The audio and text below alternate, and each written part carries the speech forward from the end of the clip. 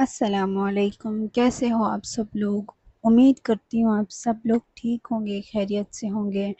And آج ہم پیر کامل کی ایپیسوڈ 11 پڑھنے والے ہیں، اینڈ چیپٹر 2 کی 4th ایپیسوڈ ہے، جو کہ مے بی لاسٹ ہو سکتی ہے۔ اینڈ تو چلیے اسٹارٹ کرتے ہیں۔ How's your friend now? Did you look him up? امامہ وسیم کے ساتھ باہر تھی جب اچانک اسے سالار یاد آیا۔ بہتر، وہ کچھ دنوں میں ڈسچارج ہو جائے گا، وسیم نے جواب دیا۔ ہم راستے میں اسے دیکھ لیں؟ امامہ تھوڑی ہچکچاہٹ میں تھی، مگر وسیم نے اسے تسلی دی اور وہ مان گئی، حالانکہ اسے لگا کہ ایسے مریض کی خیریت پوچھنا بیکار تھا۔ کوئی سوچتا کہ اس کے والدین ہمیں ملنے یا ہمیں شکریہ کہنے آتے اس کی مدد کرنے پر۔ اس نے کہا، مجھے ان کی حالت کا بالکل اندازہ نہیں ہے۔ وسیم نے اعتراض کیا، تم کیا سوچتی ہو کہ اگر ان سے پوچھا جائے کہ ان کا بیٹا ایسے کیوں کرتا ہے تو وہ کیا جواب دیں گے؟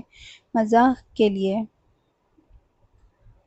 اسے ان کے لیے افسوس ہوا اور کہا، اس کے والدین نے مجھے بہت شکریہ ادا کیا، اور جب امی اور بابا ہاسپٹل گئے تھے سالار کو دیکھنے، تب بھی انہوں نے ان کا شکریہ ادا کیا۔ مجھے خوشی ہے کہ انہوں نے اس واقعے کا ذکر اس کے والدین سے نہیں کیا، یہ بہت برا ہوتا۔ مگر تمہارا دوست ایسے کیوں کرتا ہے؟ امامہ نے ضد کی، تم مجھ سے ایسے پوچھ رہی ہو جیسے وہ مجھے پہلے بتاتا ہو کہ وہ اپنی جان لینے کا فیصلہ کرنے والا ہے۔ وسیم نے چڑھ کر کہا، وہ تمہارا قریبی دوست ہے۔ اتنا بھی قریبی نہیں، ویسے بھی جو وہ کرتا ہے وہ اس کا اپنا کام ہے۔ شاید کوئی مسئلہ ہے، پھر تمہیں ایسے لوگوں سے دور رہنا چاہیے، کیا پتہ تم بھی کل کو ایسے کرنے لگو۔ اگر تمہیں وہ دن یاد ہو جب تم نے جو کیا، تو وہ واقعہ ضرور اس دوستی میں فرق لائے گا۔ وسیم نے گھمنڈ سے کہا، تمہارا رویہ ٹھیک نہیں تھا۔ مجھے نہیں لگتا کہ اسے وہ تھپڑ یاد ہوگا، وہ ہوش میں نہیں تھا۔ کیوں، اس نے کچھ کہا؟ امامہ نے پوچھا، اور ویسے بھی وہ اپنی بازو چھڑانے کی کوشش کر رہا تھا اور گالیاں دے رہا تھا، اور پھر اس نے میرا دوپٹہ کھینچ لیا تھا، اس نے اضافہ کیا۔ وسیم نے سالار کا دفاع کرنے کی کوشش کی، جو بھی تھا، میں اس وقت بہت غصہ تھا، مگر مجھے افسوس ہوا اور میں اللہ کا شکر گزار ہوں کہ اس کی جان بچ گئی، ورنہ مجھے اسے تھپڑ مارنے کا بہت برا لگتا۔ امامہ کو واقعی افسوس ہوا، مگر جب وسیم نے اسے سالار سے معافی مانگنے کو کہا تو امامہ نے انکار کر دیا۔ میں گزرا ہوا واقعہ کیوں چھیڑوں؟ ویسے بھی وہ اتنا قریبی نہیں کہ یہ ہماری دوستی کو افیکٹ کرے۔ جب وہ شاپنگ کر چکے تو وسیم نے سالار کو دیکھنے کلینک کی طرف گاڑی موڑی۔ جب وہ اندر آئے تو وہ سوپ پی رہا تھا اور اس نے فوراً وسیم کے ساتھ لڑکی کو پہچان لیا۔ سالار کی ماں نے اسے بتایا تھا کہ وسیم کی بہن نے اسے پہلی مدد دی تھی۔ اسے اس بارے میں کچھ یاد نہیں تھا، مگر اسے چہرے پر زور سے مارا گیا تھپڑ یاد تھا۔ اس نے امامہ کو دیکھتے ہی رک گیا۔ اس کی تیکھی نظروں نے امامہ کو یقین دلا دیا کہ اس نے اس رات کے واقعات بھولے نہیں تھے۔ Certainly, here's the next with dialogue separated into distinct line in Roman Urdu. سالار سلام بدلے۔ طیبہ اور سکندر عثمان امامہ کا شکریہ ادا کرتے ہوئے سالار نے وسیم کو دیکھا۔ کچھ کچھ سال سے جانتا تھا اور ان کے گھر امامہ کو دیکھا بھی تھا، لیکن کبھی اس پر توجہ نہیں دی تھی۔ لیکن اب اس نے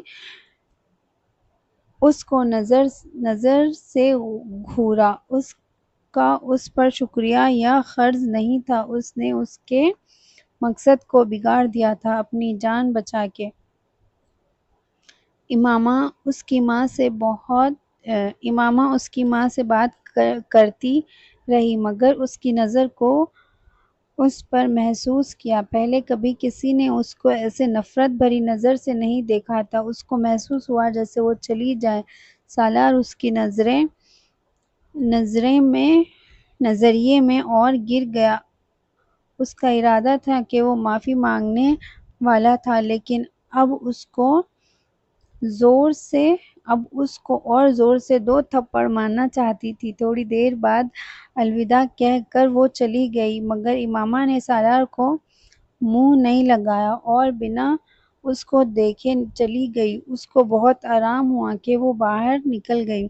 اس نے وسیم کو اس کے دوستوں کی پسند کی تنقید کی۔ وہ حیران ہوا اور اس سے پوچھا کیوں؟ اس کے پاس تو اتنی اوقات نہیں، سب کچھ اس کو پتہ ہے کہ میں تیری بہن ہوں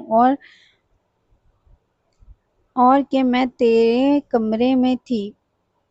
وہ تیرا وقت برباد کرنے کے لائق نہیں اور بہتر ہے کہ تم اس کے ساتھ کم بات کرو۔ میں دھیان رکھوں گا۔ وسیم نے اسے تسلی دی۔ تمہیں یہ واقعہ دوبارہ نہیں سننا پڑے گا۔ وہ مضمون بدلنے کی کوشش کی اور امامہ نے چپ رہنے کا فیصلے سے انکار کیا، لیکن اب سالار اس کی قابل برداشت لسٹ میں شامل ہو گیا تھا۔ یہ ایک اتفاقی بات ہے کہ اس اسلام آباد میں تھی جب یہ واقعہ ہوا، ورنہ اس کی سالار کے ساتھ یہ غلط انٹروڈکشن اور قریبی ملاقات نہیں ہوتی۔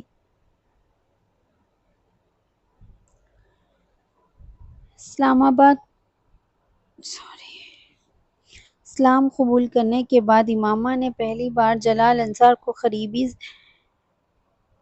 قریبی طور پر دیکھا جب وہ ان کے کالج آئے۔ وہ اپنے دوستوں کے ساتھ لان میں بیٹھی تھی اور وہ زینب سے بات کرنے آئے۔ وہ ایک طرف چلے گئے، لیکن امامہ کی نظر ان پر سے ہٹ نہیں رہی تھی۔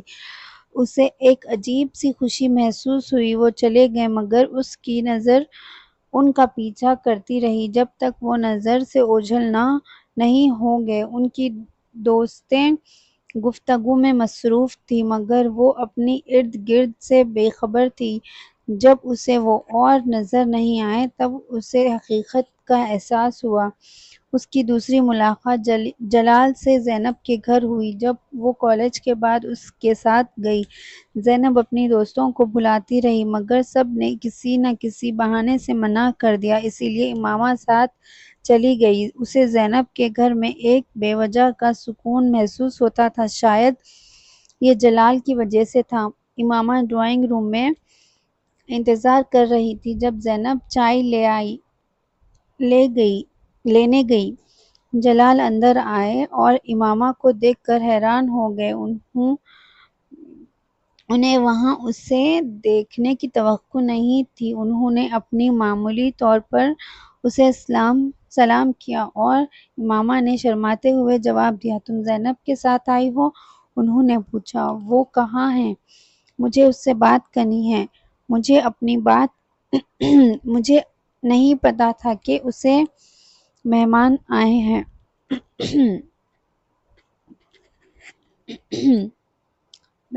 آئے ہیں۔ انہوں نے معافی مانگی اور مڑ کر چل دیے۔ آپ بہت اچھی نعت پڑھتے ہیں، امامہ نے فوراً کہا۔ انہوں نے اپنے قدم روکے۔ شکریہ، تم نے مجھے کہاں سنا؟ جب میں نے ایک دن زینب کو کال کیا تھا اور اس کا انتظار کر رہی تھی اور پھر زینب نے مجھے مقابلے کے بارے میں بتایا۔ آپ نے وہ نعت پڑھی تھی، اس نے کہا، اور جلال الجھن میں پڑ گیا۔ کیا وہ خوش ہوتا یا حیران؟ انہوں نے اس کا شکریہ ادا کیا۔ یہ لمبی پتلی چادر میں لپیٹی ہوئی لڑکی، جن کی کالی زلفوں کا عجیب اثر تھا، بہت لوگوں نے ان کے ہنر کی تعریف کی تھی، مگر اس لڑکی کی تعریف قابل غور تھی اور زیادہ اہم اس کا اظہار تھا۔ وہ ڈرائنگ روم سے چلے گئے۔ لڑکیوں سے بات کرنا ان کا معمول نہیں تھا، اور وہ بھی ایسی لڑکیوں سے جو ان کے لیے اجنبی تھیں۔ امامہ وہاں بیٹھے ہوئے ایک الگ ہی جوش میں تھی۔ اسے یقین نہیں آ رہا تھا کہ اس نے جلال انصار سے بات کی تھی، اتنا قریبی اس کے سامنے۔ وہ اس جگہ کو گھورتی رہی جہاں وہ تھوڑی دیر پہلے کھڑے تھے، اور اپنے ذہن میں وہ اب بھی انہیں وہاں دیکھ سکتی تھی۔ ان کی اگلی ملاقات ہاسپٹل میں ہوئی۔ اگر امامہ زینب کے گھر اپنی مرضی سے گئی تھی تو یہ ملاقات اختیار تھی۔ وہ رابعہ کے ساتھ گئی تھی، جو وہاں اپنی دوست سے ملنے گئی تھی۔ جب اس نے کوریڈور میں فائنل ایئر کے اسٹوڈنٹس کے ساتھ جلال کو دیکھا تو اس کا دل ایک پل کے لیے رک گیا۔ کوریڈور اتنا بھرا ہوا تھا کہ امامہ ان کی طرف نہیں جا سکتی تھی، اور اسے تب احساس ہوا کہ اس کے لیے خود کو روکنا کتنا مشکل ہے۔ جب وہ کمرے میں بیٹھی تھی، اس کے خیالات باہر اس کے ساتھ ہی تھے۔ جب رابعہ اور امامہ ایک گھنٹے سے زیادہ بعد باہر آئی تو اسٹوڈنٹس کوریڈور سے چلے گئے تھے۔ اسے ایک درد کا احساس ہوا۔ رابعہ سیڑھیوں سے اترتے ہوئے گفتگو میں مصروف تھی، اور وہ سامنے سے جلال سے آمنا سامنا کر لیتی۔ امامہ نے ایک بجلی سی اپنے اندر دوڑی محسوس کی۔ السلام علیکم جلال بھائی، کیسے ہیں آپ؟ رابعہ نے انہیں سلام کیا۔ جلال نے تمیز سے جواب دیا، پھر پوچھا کہ وہ ہاسپٹل کیوں آئے ہیں؟ رابعہ نے وجہ سمجھائی، جبکہ امامہ خاموشی سے انہیں دیکھتی رہی۔ دستگیری میری تنہائی کو تو نے ہی تو کی، میں تو مر جاتا اگر ساتھ نہ ہوتا تیرا۔ ان کی آواز نے اسے ایک جادو سا کر دیا۔ بہت کم ہی اس نے کسی کو اتنی شدھ اردو بولتے سنا تھا، اور جب بھی وہ بولتے ان کی آواز اسے پہلی بار سنی ہوئی خوبصورت نعت یاد دلاتی تھی۔ اسے ایک عجیب سی فخر ہوا اور جلن محسوس ہوئی انہیں دیکھتے ہوئے، رابعہ سے بات کرتے ہوئے۔ شاید جلال کو امامہ کی توجہ کا احساس ہوا، اور انہوں نے مسکراتے ہوئے اس کی طرف دیکھا۔ امامہ نے نظر ہٹا لی۔ ایک لمحے کے لیے اس کا بے حد دل چاہتا تھا کہ وہ ان کے قریب ہو جائے، ان سے نظر ہٹا لی، اور اپنے ارد گرد دیکھتے ہوئے لاحول اپنے لبوں پر دہرایا۔ شاید شیاطین مجھے گمراہ کرنا چاہتے ہیں، اس نے اپنے آپ سے کہا، مگر برائی کو دور رکھنے کی دعائیں مانگنے کے باوجود اس کے جذبات میں کوئی فرق نہیں آیا۔ وہ اب بھی اسے ویسے ہی محسوس کر رہی تھی۔ کئی سال کے ازدد کے ساتھ منگنی کے باوجود اسے کبھی اس طرح نہیں محسوس ہوا تھا۔ اس دن وہاں کھڑے رہتے ہوئے اسے پہلی بار جلال سے ڈر لگا۔ اگر میں اپنے آپ پر قابو کھو دوں، جب بھی اسے دیکھوں تو کیا ہوگا؟ میں کبھی اتنی کمزور نہیں تھی۔ اس میں ایسا کیا ہے جو میری ارادوں کو پگھلا دیتا ہے۔ زینب نے جلال کے کمرے کا دروازہ نوک کیا اور اندر آئی۔ کیا آپ فری ہیں؟ اس نے پوچھا، پھر بولا، مجھے ایک دوست سے گزارش ہے۔ کیا آپ اپنی آواز میں کچھ نعت کیسٹ پر ریکارڈ کر سکتے ہیں؟ جلال حیران ہوا اور اس نے اس سے پوچھنے والے انداز میں دیکھا۔ یہ میری دوست امامہ کے لیے ہے، اس نے مجھ سے ریکویسٹ کی اور میں نے مان لی۔ جلال مسکرایا،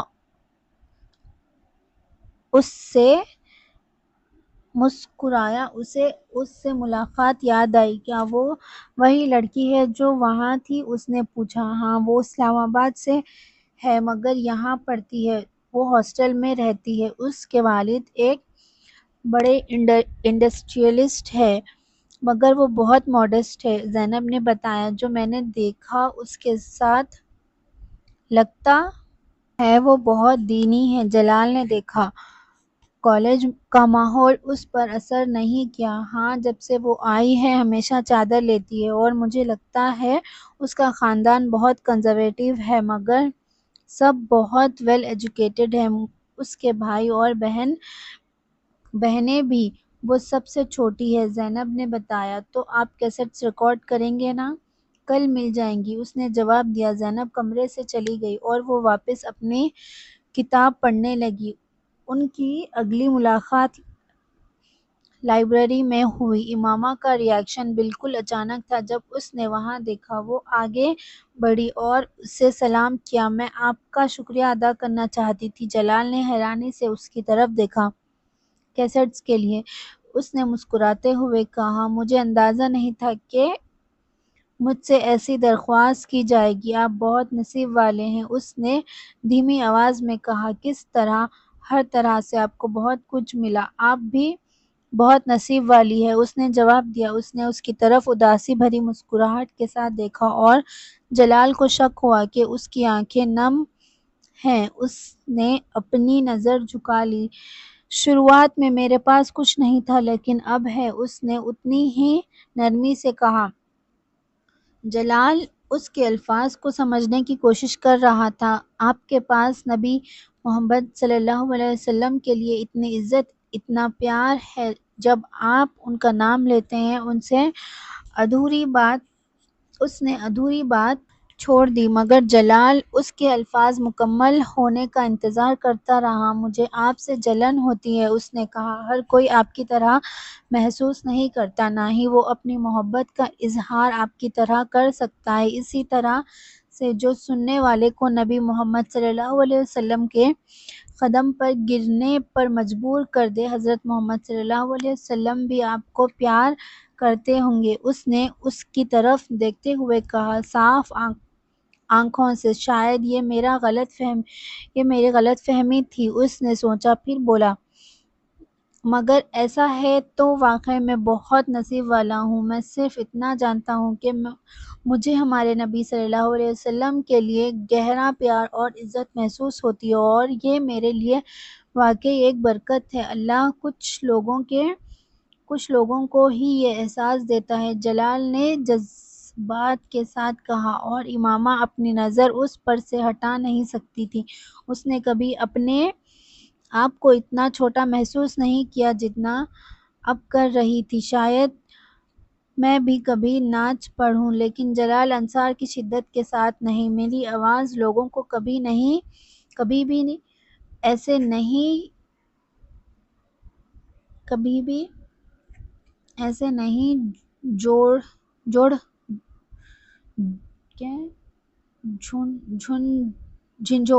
جھنجھوڑے گی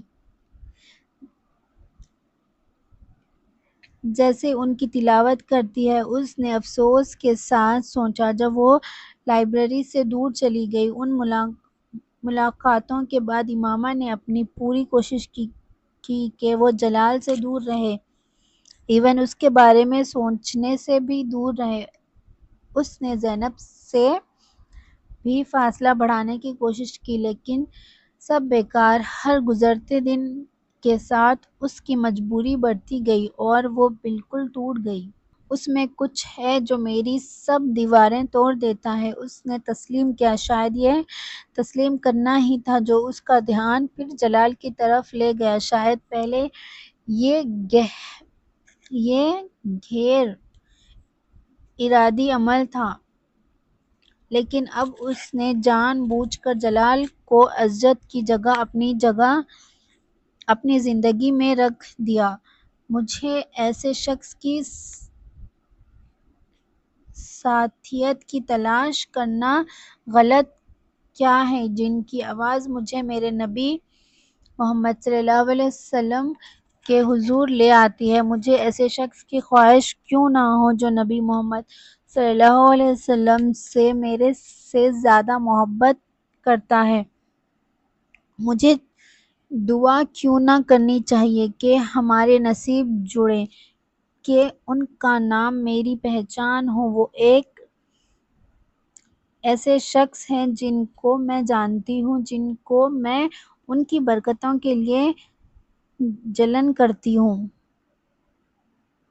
امامہ کے پاس اپنے جذبات کو درست ثابت کرنے کے لیے تمام وجوہات تھیں، تمام جوابات تھے۔ اس نے جلال کے پاس ہونے کے طریقے شروع کر دیے۔ وہ زینب کو تب کال کرتی جب وہ جانتی تھی کہ جلال بھی گھر ہوگا، کیونکہ وہ اکثر فون اٹھاتا تھا۔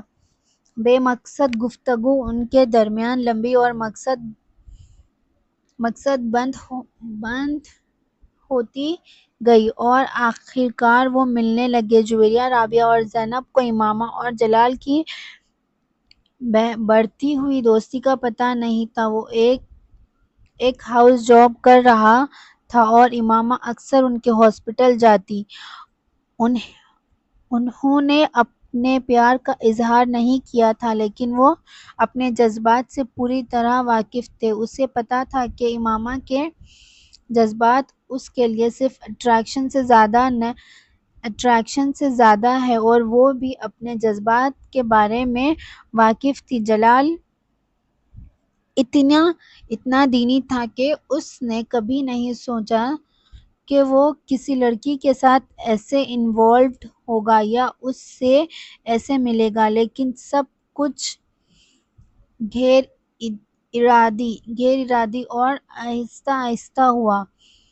اس نے اپنے جذبات کے بارے میں زینب کو نہیں بتایا۔ اگر اس نے بتایا ہوتا تو وہ اسے عزت کے ساتھ منگنی کے بارے میں بتا دیتی۔ اگر اسے پتہ ہوتا تو وہ بہت احتیاط سے کام لیتا اور رشتہ اس حد تک نہ بڑھتا۔ ایک ملاقات کے دوران امامہ نے ایک تجویز پیش کی جو جلال کے لیے بہت حیرت کی بات تھی۔ جب آپ کی ہاؤس جاب ختم ہوگی تو آپ کیا پلان کرتے ہیں؟ میں اسپیشلائزیشن کے لیے ابراڈ جاؤں گا اور پھر واپس آ کر اپنا خود کا ہاسپٹل کھولوں گا۔ کیا آپ نے شادی کے بارے میں نہیں سوچا؟ اس کے سوال نے جلال کو چونکایا۔ ہر کوئی شادی کے بارے میں سوچتا ہے، اس نے مسکراتے ہوئے جواب دیا۔ آپ کس سے شادی کرنے کا پلان کرتے ہیں، یہ تو دیکھنا پڑے گا۔ تھوڑی دیر کے بعد امامہ نے پوچھا، کیا آپ مجھ سے شادی کریں گے؟ جلال بہت حیران رہ گیا اور جواب نہیں دے سکا۔ کیا میں نے آپ کو ناراض کیا؟ اس نے پوچھا۔ جب وہ چپی میں تھا اس نے اپنا سوال دہرایا اور اسے اس کی سوچ سے جگایا۔ یہ سوال تو مجھے آپ سے پوچھنا چاہیے تھا، کیا آپ مجھ سے شادی کریں گی؟ ہاں، اس نے پرسکون اور مضبوطی سے جواب دیا۔ اور آپ؟ میں ہاں ضرور۔ اور میں کس سے شادی کروں گا؟ اس نے دیکھا کہ اس کے چہرے پر ایک چمک آ گئی جب اس نے اپنی بات مکمل کی۔ جب میری ہاؤس جاب ختم ہو جائے گی تو میں اپنے والدین کو آپ کے گھر نارملی بھیجوں گا۔ وہ کچھ دیر چپ رہی، پھر بولی، جلال، میں آپ سے اپنے والدین کی مرضی کے بغیر کیسے شادی کر سکتی ہوں؟ وہ حیران ہوا۔ آپ کا کیا مطلب ہے؟ ہو سکتا ہے کہ وہ ہماری شادی پر اعتراض کریں۔ کیا آپ نے انہیں ہمارے بارے میں بتایا نہیں؟ آپ کو ان کا ری ایکشن کیسے پتا؟ نہیں، اس نے کہا، لیکن میں انہیں جانتی ہوں۔ جلال پریشان ہو گیا۔ اس نے اس کے والدین کی طرف سے کوئی رکاوٹ نہیں سوچی تھی، لیکن وہ جانتی تھی کہ ایسا ہوگا۔ کیا آپ پھر بھی مجھ سے شادی کریں گے؟ ان کی مخالفت کے باوجود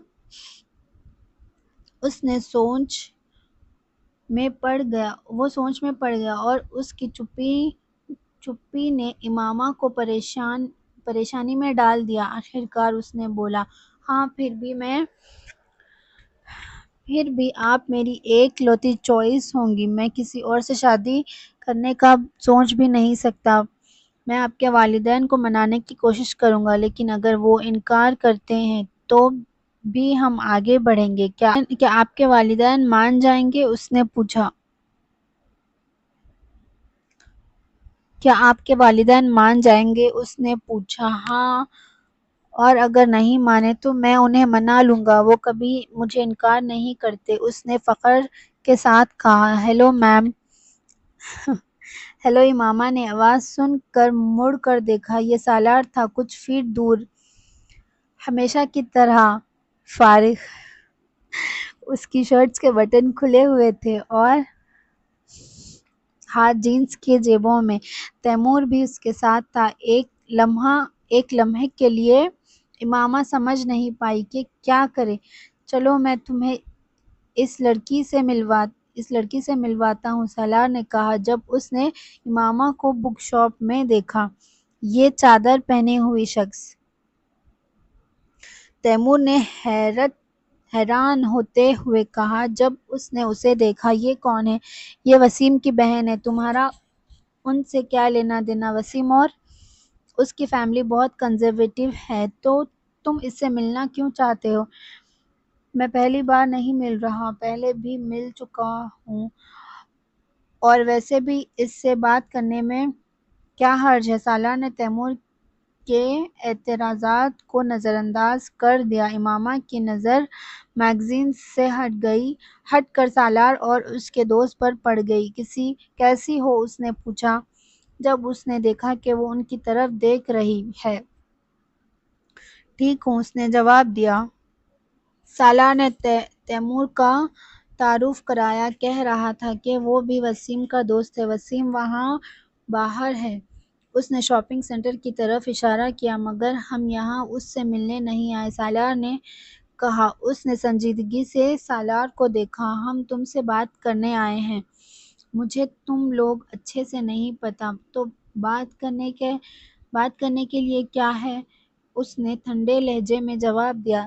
اس کو سالار کی آنکھوں کا دیکھنا پسند نہیں آیا۔ اس نے سوچا کہ وہ کبھی لوگوں سے آنکھیں جھکا کر بات نہیں کرتا، خاص کر لڑکیوں سے۔ اس نے میگزین کو پھر سے پلٹنا شروع کر دیا۔ تو مجھے نہیں جانتی؟ اس نے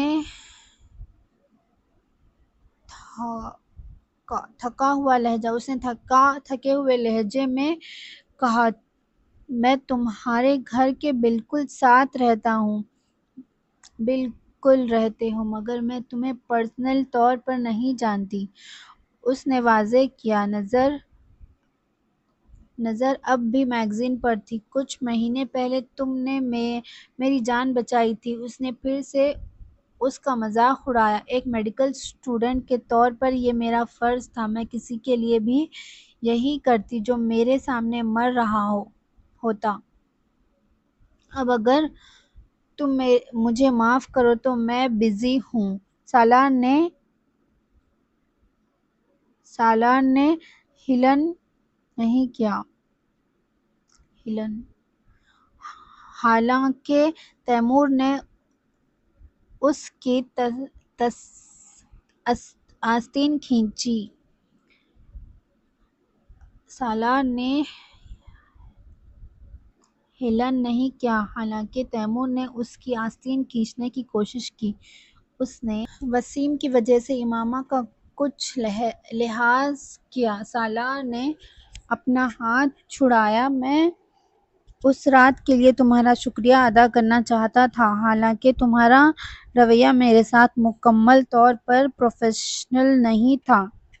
سالار نے سنجیدگی سے کہا اور امامہ نے اس کی طرف دیکھا۔ اگر تم میرے تھپڑ کی بات کر رہے ہو تو وہ تو غیر پروفیشنل تھا اور مجھے معافی چاہیے، حالانکہ مجھے یقین ہے کہ تم اس سے زیادہ ڈیزرو کرتے تھے۔ اس نے آدھے ادھورے الفاظ کو نگلتے ہوئے کہا، اس سے مجھے کوئی مسئلہ نہیں تھا، میرا مطلب کچھ اور تھا۔ اس نے بے پرواہی سے جواب دیا، تم نے میری کلائی بہت بے ڈھنگے سے باندھی تھی، بہت بے ڈھنگے سے باندھی تھی، اور تم میرا بلڈ پریشر ٹھیک سے چیک بھی نہیں کر سکی تھی۔ اس نے کہا۔ ایک چیونگم کا اسٹک منہ میں ڈالتے ہوئے امامہ نے محسوس کیا کہ اس کے کان سرخ ہو گئے ہیں۔ اس نے بنا پلکیں جھپکائے اس کی طرف دیکھا۔ وہ اس کا مذاق اڑا رہا تھا۔ یہ کتنی شرم کی بات ہے کہ تم وہ بھی نہیں کر سکتی جو کوئی غیر ٹرینڈ شخص سے بھی کی امید کی جا سکتی ہے۔ میں ڈاکٹر نہیں ہوں، صرف ایک میڈیکل اسٹوڈنٹ ہوں، اور جہاں تک غیر پروفیشنل ہونے کی بات ہے، اگلی دفعہ کے لیے تیار رہو، کیونکہ تمہیں تو ایسی کوشش کرنے کی عادت ہے۔ میں تم پر پریکٹس کر کر کے اپنے آپ کو پرفیکٹ کر لوں گی۔ مگر سالار بالکل فارغ تھا۔ اس نے ہنستے ہوئے کہا، اگر تم مجھے شرمندہ کرنے کی کوشش کر رہی ہو تو میں ناکام ہو جاؤں گی، کیونکہ تم شرمندہ نہیں ہو رہے۔ اس نے اس کی بات مکمل کی۔ مجھے پتہ ہے، کیونکہ شرمندگی تو انسانوں کی خاصیت ہوتی ہے، اور تمہاری نظر میں کیا ہوں؟ سالار نے اسی لہجے میں پوچھا۔ ایک ویٹ ڈاکٹر اس سوال کا بہتر جواب دے سکتا ہے، اس نے تیور سے جواب دیا۔ سالار زور زور سے ہنس پڑا۔ ہر ڈکشنری کو 2 پیروں والے جانور کو انسان کہتے ہیں، مگر 2 پیروں والا چلتا ہوں۔ میں 2 پیروں پر چلتا ہوں۔ ہر ڈکشنری 2 پیروں والے کو جانور کو انسان کہتی ہے۔ میں 2 پیروں پر چلتا ہوں۔ ایک بھالو سے لے کر ایک کتے تک جانور 2 پیروں پر چل سکتے ہیں اگر انہیں ضرورت ہو یا ان کی مرضی ہو، مگر میرے پاس صرف 2 پیر ہیں اور میں ہمیشہ ان پر چلتا ہوں۔ خیر، تم لکی ہو کہ تمہارے 4 پیر نہیں ہیں، اسی لیے تمہیں ویٹ کے پاس جانا چاہیے، وہ بہتر سمجھا سکے گا۔ امامہ کا لہجہ ٹھنڈا تھا، وہ بیزار تھی، مگر سالار کو ہار ماننا تھی۔ تمہیں جانوروں کے بارے میں اتنی علم ہے کہ تم ایک زبردست ویٹ بن سکتی ہو۔ میں تمہارے علم سے بہت متاثر ہوں۔ امامہ کا چہرہ اور بھی سرخ ہو گیا۔ اگر تم میری ویٹ بن جاؤ تو میں تمہارے پاس علاج کے لیے آؤں گا، اور شاید تم میرے اوپر ریسرچ بھی کر سکو۔ تم کیا فیس لوگی؟ اس نے سنجیدگی سے کہا، اور امامہ نے کچھ سمجھ نہیں پائی۔ اس کے ساتھ بات کرنا مصیبت کو دعوت دینے جیسا تھا۔ وسیم تمہیں بتا دے گا، اس نے اسے ٹالنے کی کوشش کی۔ سالار نے اس کی آواز میں دھمکی کو سمجھ کر بھی اس کا مذاق بنایا۔ تیمور نے پھر اس کی آستین کھینچنے کی کوشش کی۔ چلو سالار، مجھے کام ہے۔ ٹھیک ہے یار، مت کھینچ مجھے۔ پھر وہ امامہ کی طرف مڑا۔ میں بس مزاح کر رہا تھا، میں سچ میں تمہارا شکریہ ادا کرنا چاہتا تھا۔ تم اور وسیم بہت مددگار تھے۔ اللہ حافظ۔ امامہ نے ان کے جانے پر سکون کا سانس لیا۔ یہ بندہ واقعی پاگل تھا۔ اسے حیرانی تھی کہ وسیم جیسا شخص اس کا دوست کیسے ہو سکتا ہے۔ سالار تم سے ملنے آیا تھا۔ یہ وسیم تھا۔ اس نے دور سے تیمور اور سالار کو دیکھ لیا تھا۔ اس نے کیا کہا؟ وسیم نے شوق سے پوچھا۔ مجھے حیرت ہے کہ تمہارے ایسے دوست کیسے ہو سکتے ہیں۔ مجھے ابھی تک اس کے جیسا بدتمیز اور غصہ دلانے والا انسان نہیں ملا۔ امامہ بہت چڑ گئی تھی۔ وہ مجھے شکریہ ادا کرنے آیا تھا اور ساتھ ہی مجھے یہ بتانے کے لیے کہ میں نہ تو ٹھیک سے پٹی باندھ سکتی ہوں اور نہ ہی بلڈ پریشر چیک کر سکتی ہوں۔ بھول جاؤ۔ وسیم مسکرایا۔ وہ پاگل ہے۔ میرا دل چاہا کہ اس کے چہرے پر کچھ اور تھپڑ لگا دوں۔ صرف اپنے دوست کے ساتھ آیا تھا جو کچھ کام نہیں تھا۔ ویسے اس نے کہا کہ وہ تمہارا بھی دوست ہے؟ اس نے یاد دلایا۔ بالکل نہیں، بس ایک جان پہچان ہے۔ تم ایسے لڑکوں کے ساتھ کیسے رہ سکتے ہو؟ اس کا ڈریسنگ دیکھو، ان کا اپیئرنس، ان کا بات کرنے کا طریقہ۔ تمہیں ان سے کوئی لینا دینا نہیں ہونا چاہیے۔ ماما چلنے لگی اور وسیم اس کے پیچھے چلا۔ مجھے حیرانی ہوتی ہے کہ اس نے کیسے نوٹ کیا کہ پٹی صحیح نہیں بندھی تھی یا مجھے اس کا بلڈ پریشر چیک کرنے میں پرابلم ہو رہی تھی۔ وہ اتنا ہل رہا تھا۔ کیسے اس نے یہ سب آبزرو کیا؟ امامہ سوچنے پر مجبور ہوئی۔ وہ ٹھیک کہہ رہا تھا۔ وسیم مسکراتے ہوئے کہا، تمہیں واقعی پرابلم تھی؟ مجھے پتا ہے، میں بہت نروس تھی۔ اس نے مان لیا۔ میں نے پہلے کبھی ایسا کیس نہیں دیکھا تھا اور وہ خون بہنے کا منظر نے مجھے ڈرا دیا تھا، اور اس کا رویہ، سب کچھ ملا کر میں نے آج تک کسی سوئسائڈ کیس کو ایسے بیہیو کرتے نہیں دیکھا۔ اور تم ڈاکٹر بننا چاہتی ہو، ایک ماہر اور مشہور ڈاکٹر۔ یہ یقیناً کرنا مشکل ہے، اس نے کہا۔ میں نے یہ سب تمہیں میرے مذاق اڑانے کے لیے نہیں بتایا، اس نے اعتراض کیا جب وہ پارکنگ لاٹ کی طرف چل رہے تھے۔ امامہ نے کچھ دنوں سے زینب اور جلال کے رویے میں تبدیلی محسوس کی تھی۔ ان کا لہجہ بدل گیا تھا۔ ان کے اور اس کے درمیان ایک تناؤ تھا۔ اس نے 2-3 بار جلال کو ہاسپٹل میں فون کرنے کی کوشش کی، مگر ہمیشہ ایک ہی جواب ملتا، وہ مصروف ہے۔ جب وہ زینب کو کالج سے لینے آتا تو پہلے کی طرح اس سے ملنے نہیں رکتا، اور اگر وہ امامہ سے ٹکراتا بھی تو بس ایک مختصر سلام کر کے چل دیتا۔ پہلے تو اس نے سوچا کہ یہ صرف اس کا وہم ہے، مگر جب یہ رویہ زیادہ واضح ہو گیا تو اس نے فیصلہ کیا کہ وہ جلال سے بات کرے گی اور ہاسپٹل چلے گئی۔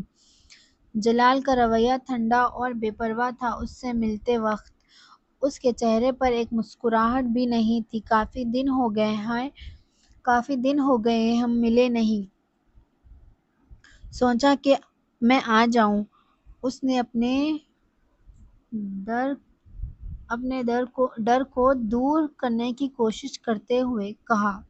مجھے جانا ہوگا، میری شفٹ شروع ہونے والی ہے۔ امامہ حیران رہ گئی۔ زینب نے مجھے بتایا کہ تمہاری شفٹ اس وقت ختم ہوتی ہے، اسی لیے میں اب آئی ہوں۔ جلال کچھ لمحوں کے لیے خاموش رہا، پھر جواب دیا، ہاں یہ ٹھیک ہے، مگر آج مجھے کچھ اور کام ہے۔ امامہ اس کے چہرے کو پڑھنے کی کوشش کر رہی تھی۔ جلال، کیا تم مجھ سے کسی بات پر ناراض ہو؟ نہیں، میں کسی سے ناراض نہیں ہوں، اس نے سختی سے جواب دیا۔ کیا تم 10 منٹ کے لیے باہر آ کر میری بات سن سکتے ہو؟ جلال نے اس کی طرف دیکھا اور اپنی کوٹ بازو پر ڈال کر بنا کچھ کہے باہر آ گیا۔ اس نے اپنی گاڑی دیکھی جیسے اسے اشارہ دینا چاہتا ہو۔ تم میرے ساتھ ایسے برتاؤ کیوں کر رہے ہو؟ اس نے سیدھا سوال کیا۔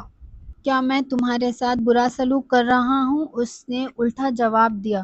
تم مجھے پچھلے کچھ دنوں سے نظر انداز کر رہے ہو۔ ہاں میں کر رہا ہوں۔ امامہ اس کے اتنے سیدھے جواب پر حیران رہ گئی۔ یہ امید نہیں تھی، کیونکہ میں تم سے ملنا نہیں چاہتا۔ اس نے اپنی بات مکمل کی۔ کیوں؟ وہ حیران رہ گئی۔ ضرور کوئی وجہ ہوگی کہ تمہارا رویہ اتنا اچانک بدل گیا۔ ہاں ہے، اس نے جھٹ سے کہا، مگر یہ ضروری نہیں کہ تمہیں بتایا جائے، جیسے کہ تمہارے لیے کچھ چیزیں مجھے بتانا ضروری نہیں تھا۔ میں میں نے تم سے کیا چھپایا کہ تم مسلمان نہیں ہو؟ اس نے کڑواہٹ سے کہا۔ امامہ کا سانس اٹک گیا۔ کیا تم نے یہ مجھ سے نہیں چھپایا جلال؟ میں تمہیں بتانا چاہتی تھی۔ اس کی آواز ہار مان رہی تھی۔ چاہتی تھی مگر نہیں بتایا۔ تم نے مجھے دھوکہ دینے کی کوشش کی۔ میں تمہیں دھوکہ دینے کی کوشش نہیں کی۔ میں ایسا کیوں کرتی؟ اس نے اعتراض کیا۔ مگر تم نے کیا۔ اس نے نفرت سے سر ہلایا۔ تم نے جان بوجھ کر مجھے پھنسایا۔ امامہ کی آنکھوں میں آنسو آ گئے۔ پھنسایا؟ اس نے شکستہ لہجے میں کہا۔ تم میرے نبی محمد صلی اللہ علیہ وسلم سے محبت کے بارے میں جانتی ہو۔ اب جب مجھے تمہارے بارے میں پتہ چل گیا ہے، شادی تو دور کی بات، میں تم سے کوئی تعلق تک رکھنا نہیں چاہتا۔ دوبارہ کبھی مجھ سے ملنے کی کوشش مت کرنا۔ جلال کا لہجہ کڑوا اور سخت تھا۔ جلال، میں اسلام قبول کر چکی ہوں، اس نے دھیمے سے کہا۔ اوہ کم آن، تم یہاں کھڑے کھڑے بس میرے لیے مسلمان بن گئی ہو؟ اس نے مذاق اڑاتے ہوئے کہا۔ میں نے یہ تمہارے لیے نہیں کیا، حالانکہ تم اس راستے پر رہنما ضرور بنے۔ یہ کئی مہینے پہلے ہوا تھا، اور اگر تمہیں یقین نہیں تو چلو میں تمہیں ثبوت دکھاتی ہوں۔ جلال پریشان تھا۔ میں مانتا ہوں کہ پہلا قدم میں نے تمہاری طرف بڑھایا، امامہ نے کہا۔ مانتی ہوں کہ تمہیں پھنسایا، جیسے تم کہتے ہو، مگر میں تمہارے معاملے میں مجبور تھی۔ یہ میرے اختیار میں نہیں تھا، تمہاری آواز تھی۔ میں نے تمہیں بتایا تھا کہ جب پہلی بار تمہیں تلاوت کرتے سنا تھا تو کیا محسوس کیا۔ کیا تم اسی طرح سے برتاؤ کرتے اگر تمہیں پہلے سے میرے بارے میں پتہ ہوتا؟ یہی وہ خوف تھا جو مجھے اتنی دیر تک چپ رہنے پر مجبور کرتا رہا۔ کچھ چیزیں زندگی میں ہمارے اختیار سے باہر ہوتی ہیں۔ میرے لیے وہ تم تھے۔ کیا تمہارے گھر والوں کو اس بارے میں پتہ ہے؟ نہیں، میں انہیں نہیں بتا سکتی۔ میں پہلے ہی منگنی شدہ ہوں۔ میں نے یہ بھی تمہیں نہیں بتایا، اس نے رک کر کہا۔ میں اس گھرانے میں شادی نہیں کرنا چاہتی۔ میں تم سے شادی کرنا چاہتی ہوں۔ میں بس اپنی تعلیم مکمل کرنے کا انتظار کر رہی ہوں تاکہ اپنے پاؤں پر کھڑی ہو سکوں، پھر میں تم سے شادی کر لوں گی 4 سال بعد، جب میں ایک ڈاکٹر بن جاؤں گی۔ شاید میرے والدین میرے انتخاب پر اعتراض نہ کریں اگر میں انہیں اب بتا دوں کہ میں نے اسلام قبول کر لیا ہے، تو وہ مجھے کالج سے نکال لیں گے اور ازجد سے شادی کروا دیں گے۔ اس نے اپنے خوف کا اظہار کیا۔ میں ابھی بھی ان پر ڈپینڈ ہوں، میرے ہاتھ بندھے ہوئے ہیں۔ تم میری آخری امید تھے کہ ایک راستہ دکھانے کے لیے، اور میں تم سے سچی محبت کرتی ہوں جلال، ورنہ میں تم سے شادی کا اظہار نہیں کرتی۔ تمہیں میرے حالات کا ذرا بھی اندازہ نہیں ہے، میری مشکلات کا۔ اگر تم میری جگہ ہوتے تو تمہیں سمجھ آتا کہ میرے پاس کوئی راستہ نہیں تھا مگر سب کچھ چھپانے کا۔ جلال قریبی لکڑی کی بینچ پر بیٹھ گیا۔ وہ صاف طور پر پریشان تھا۔ امامہ نے اپنے آنسو پوچھے، کیا تمہیں میرے لیے کچھ محسوس نہیں ہوتا؟ کیا تم صرف میرے لیے میرے ساتھ ہو کیونکہ میں تم سے محبت کرتی ہوں؟ بیٹھو امامہ، اس نے جواب دیا۔ پورا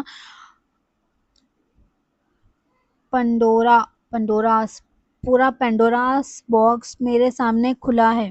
اگر میں تمہارے حالات کا اندازہ نہیں لگا سکتا تو تم بھی میری صورتحال نہیں سمجھ سکتی۔ میرے والدین کبھی یہ نہیں مانیں گے کہ میں کسی غیر مسلم سے شادی کروں، چاہے میری اس کے لیے جو بھی فیلنگز ہو۔ جلال، میں غیر مسلم نہیں ہوں، اس نے پھر سے کہا۔ اب تم نہیں ہو مگر پہلے تھی، اور پھر تمہارا خاندان۔ یہ وہ چیزیں ہیں جو میرے بس میں نہیں ہیں، اس نے کمزوری سے جواب دیا۔ دونوں کچھ دیر تک خاموش بیٹھے رہے، پھر اس نے جلال کی طرف دیکھا۔ کیا تم اپنے والدین کی رضامندی کے بغیر مجھ سے شادی نہیں کر سکتے؟ یہ بہت بڑا قدم ہوگا، اس نے اداسی سے سر ہلاتے ہوئے کہا۔ اگر میں فیصلہ کر لوں تب بھی میں نہیں کر سکتا۔ تمہاری طرح میں بھی اپنے والدین پر ڈیپینڈ ہوں، مگر تم ہاؤس جاب کر رہے ہو اور کچھ سالوں میں مقبول ہو جاؤ گے۔ میں ہاؤس جاب کے بعد اسپیشلائز کرنا چاہتا ہوں، اور بنا اپنے والدین کے فائنینشیل سپورٹ کے میں یہ نہیں کر سکتا۔ اسپیشلائزیشن کے بعد اپنی پریکٹس اسٹیبلش کرنے میں مجھے 3 سے 4 سال لگیں گے۔ پھر امامہ کا لہجہ مایوسی سے بھرا تھا۔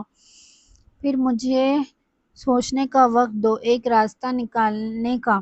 میں تمہیں کھونا نہیں چاہتا اور اپنا کیریئر بھی نہیں کھونا چاہتا۔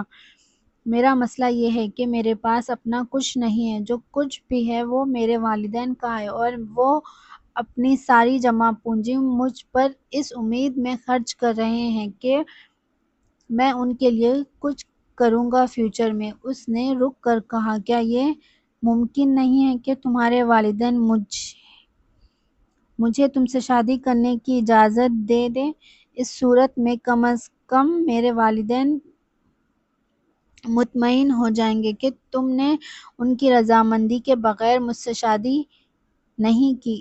امامہ نے مایوسی سے اس کی طرف دیکھا۔ مجھے نہیں پتا، میں نہیں کہہ سکتی کہ یہ ناممکن ہے یا نہیں، اس نے دھیرے سے کہا۔ میرے گھرانے کی ایک بھی لڑکی نے اپنی مرضی سے شادی نہیں کی تاکہ میں کہہ سکوں کہ کیا ہوا، مگر مجھے پتا ہے کہ ایسے عمل کا ریئیکشن بہت سخت ہوگا۔ میرے والدین مجھ سے بہت محبت کرتے ہیں، مگر وہ مجھے یہ قدم لینے کی کبھی اجازت نہیں دیں گے۔ تمہیں اندازہ نہیں ہے کہ میرے والد کے لیے اس کی کتنی بے عزتی اور عزت کا سوال ہے۔ وہ اپنے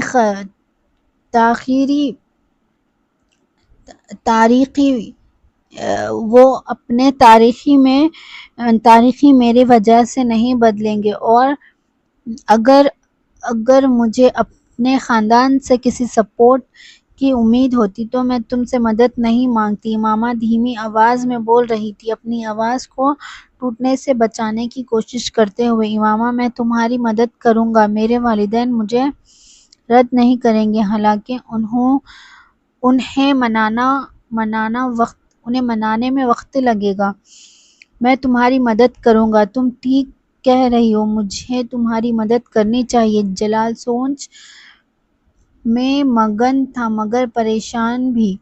امامہ کو تھوڑا سکون محسوس ہوا۔ جلال نے اسے نراش نہیں کیا۔ میں نے صحیح انتخاب کیا، اس نے اپنے آپ سے سوچا۔ تو چلے یہاں پہ چیپٹر 2 کا اینڈ ہوتا ہے، اور میں نے لاسٹ ایپیسوڈ 4 ایپیسوڈ میں ختم کر دیا ہے، اینڈ مسٹیکس کو تھوڑا سا اگنور کریے آپ لوگ، کیونکہ سٹارٹنگ ہے ابھی، تو یہ میری 11th ویڈیو ہے، اس کے لیے بھی تھوڑا سا ڈسٹریکشن ہیزیٹیشن تھوڑا سا ہوتے رہتا ہے۔ خیر جو بھی ہو، انشاءاللہ ہم اس کی نیکسٹ ایپیسوڈ میں 12th ایپیسوڈ میں ملیں گے، اینڈ پارٹ 3 کا فرسٹ ایپیسوڈ ہوگا. اینڈ پلیز مجھے سپورٹ کریے آپ لوگ.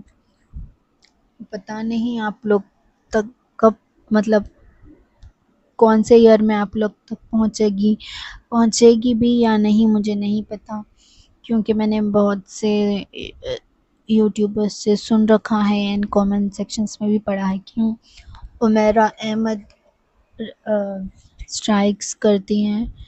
پتہ نہیں، یہ تو رومن ورژن ہے. خیر دیکھتے ہیں کیا ہوگا کیا نہیں. تو انشاءاللہ اللہ سے اچھے کی امید رکھنی چاہیے. اینڈ سبسکرائب لازمی کریے. میں آپ لوگوں کی شکر گزار ہوں گی آپ لوگوں کے موٹیویشن کے لیے. اینڈ چلیے ملتے ہیں اگلی ویڈیو میں. اللہ حافظ.